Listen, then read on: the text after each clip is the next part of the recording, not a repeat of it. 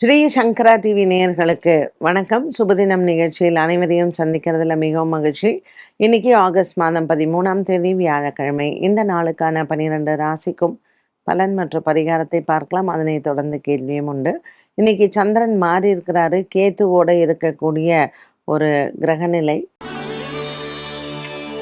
மேஷராசி நேயர்களுக்கு இன்று செவ்வாய் 3 மற்றும் சூரியன் 4, சந்திரன் 5, சுக்கிரன் 6 இப்படிப்பட்ட ஒரு கிரகநிலைகள் இருப்பதனால் பங்கு சந்தையின் முதலீடுகள் லாபத்தை தரும்.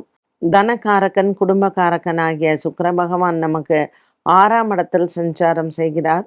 சுக்கிரன் சனி பார்வையில் இருப்பதனால் குபேர யோகம் உண்டு. மேஷராசி அன்பர்களுக்கு இன்று எண்ணிய காரியங்கள் நிறைவேறும்.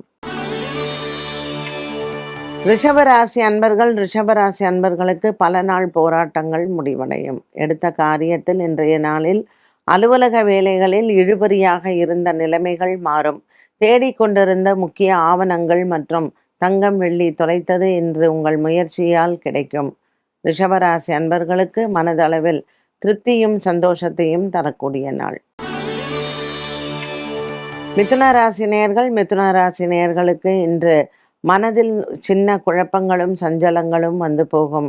2ஆம் இடத்தில் குரு புத பகவானுடன் இருப்பதனால் தன லாபங்கள் பெருகும். பங்கு சந்தையின் முதலீடுகள் லாபத்தை தரும்.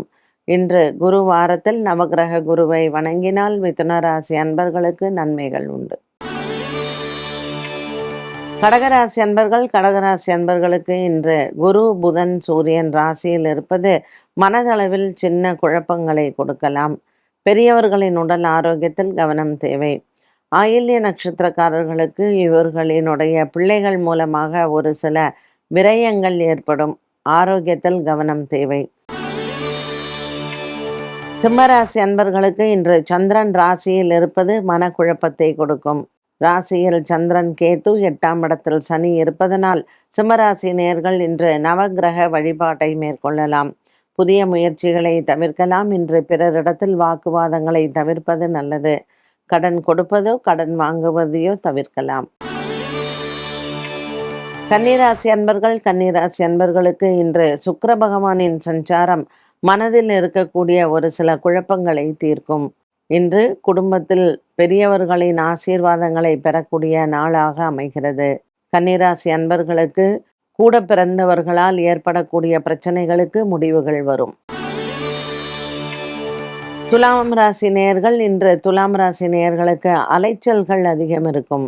பாக்கியத்தில் இருக்கக்கூடிய செவ்வாய் அனுகூலமாக இருந்தாலும் 10, 11 இடத்தில் இருக்கக்கூடிய கிரக சஞ்சாரங்கள் உங்களுக்கு விரயங்களை ஏற்படுத்தலாம். துலாம் ராசி அன்பர்கள் இன்று செலவுகளை கட்டுக்குள் வைத்திருப்பது நல்லது. விருச்சிக ராசி நேயர்களுக்கு இன்று மனதளவில் சற்று பய உணர்வு இருக்கும். இன்று பெரியவர்களின் அன்பையும் ஆசீர்வாதத்தையும் பெறலாம். விருச்சிக ராசி நேயர்களுக்கு நீண்ட நாளாக இருந்து வந்த ஒரு விதமான மன அழுத்தங்கள் தீரும்.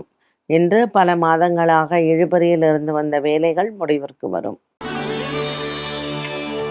தனுசு ராசி நேயர்களுக்கு இன்று பல மாதங்களாக உடல் ஆரோக்கிய குறைபாட்டில் இருந்த பெற்றோர்களுக்கு நல்ல செய்திகள் உண்டு.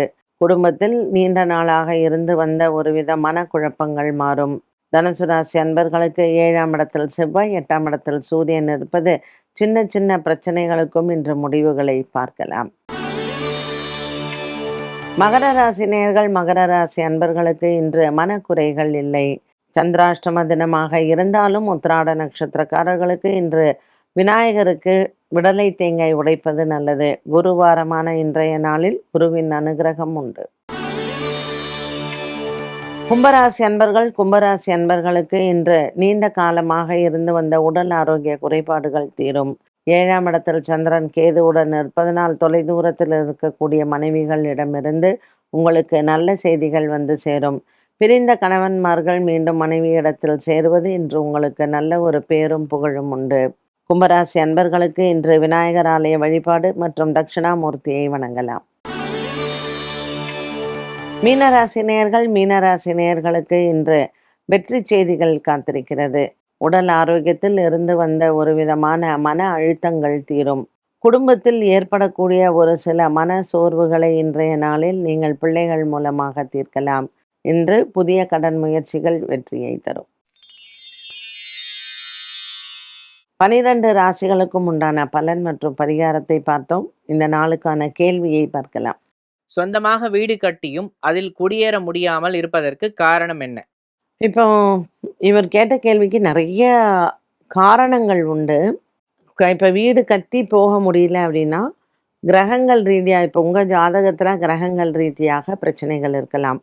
அது ஸ்தானம் அந்த 4ஆம் இடம், 9ஆம் இடம் இந்த ஸ்தானத்தினால இவாளுக்கு வீடு கட்டி புது வீட்டை அனுபவிக்கக்கூடிய யோகம் இருக்காது.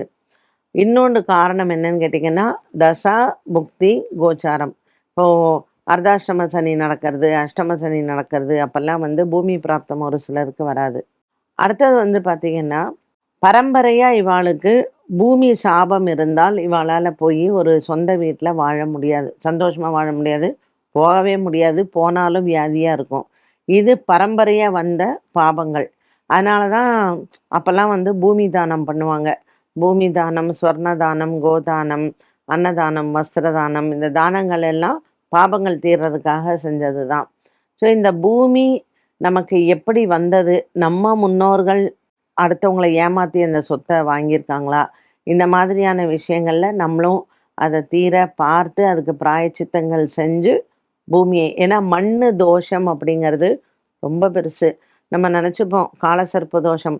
இப்போது நீங்கள் ஒரு பாம்பை புத்தை வந்து முழுசாக நம்ம அழிச்சுட்டு அந்த இடத்துல வீடு கட்டுறோம்னு வச்சுக்கோங்களேன், சாங்கியமே பண்ணாமல் அந்த இடத்துல உங்களால் வாழவே முடியாது. அங்கே வாழ்ந்த சர்ப்பங்கள் உங்களை அந்த இடத்துல வாழவே விடாது.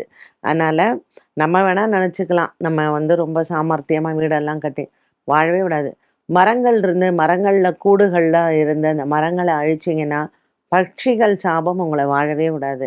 ஸோ இப்படி பாபங்களால் நம்ம போய் ஒரு மண்ணில் வாழக்கூடிய பிராப்தத்தை நம்ம இழக்கிறோம். அந்த பாபத்தை தீர்த்தால் நம்ம சந்ததிகளுக்கும் அந்த சொத்தை அனுபவிக்கக்கூடிய யோகம் வரும். ஜாதகத்தில் இதெல்லாம் இருக்கான்னு பார்த்து தெரிஞ்சு இதெல்லாம் கிளியர் பண்ணிட்டு மண் வாங்குங்க.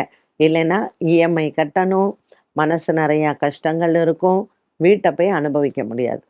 என்ன நேயர்களே, இன்றைய சுபதினம் நிகழ்ச்சி அனைவருக்குமே பயனுள்ளதாக அமைந்திருக்கும். மீண்டும் சந்திக்கும் வரை நன்றி, வணக்கம்.